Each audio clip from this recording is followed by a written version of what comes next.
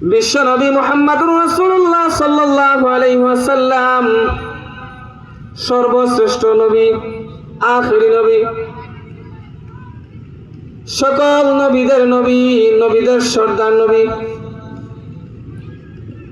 যেই নবীকে সৃষ্টি না করলে রব্বুল আলামিন দুনিয়ার কোনো কিছু সৃষ্টি করতেন না। দুনিয়াতে যা কিছু আছে, দুনিয়া আছে, দুনিয়াও আল্লাহ তাআলা বানাইতেন না।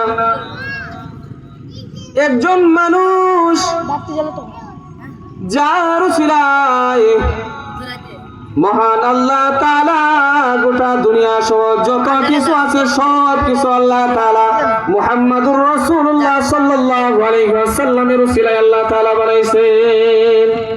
নবী মুহাম্মদুর রাসূলুল্লাহ সাল্লাল্লাহু আলাইহি ওয়াসাল্লামের উম্মত হওয়ার জন্য অনেক নবীরা পর্যন্ত আল্লাহ তাআলার কাছে দরখাস্ত করছেন, আল্লাহ তাআলার কাছে দোয়া করছেন। আল্লাহ তাআলা একজন নবীর দোয়া কবুল করেছেন, হযরত ঈসা আলাইহিস সালাতু ওয়াস সালামের দোয়া কবুল করে নিয়েছেন।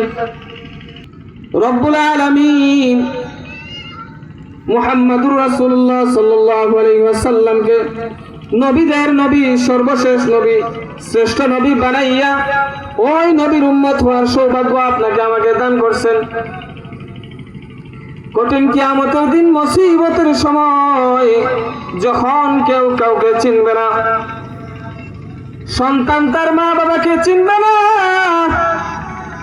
মা তার সন্তানকে চিনবে না, যে স্বামী স্ত্রীর মধ্যে দুনিয়াতে অনেক ভালোবাসার মহব্বত ছিল, একজন আরেকজনকে দেখা পালায় যাবে। স্বামী তার স্ত্রীকে চিনবে না, স্ত্রী তার স্বামীকে চিনবে না। ওই মুসিবতের সময় বিচার দিবসের জন্য অপেক্ষা করতে থাকবে, ঘামের মধ্যে সাঁতার কাটতে থাকবে। ওই সময় আল্লাহ তাআলার সাথে কেউ কথা বলার সাহস করবে না।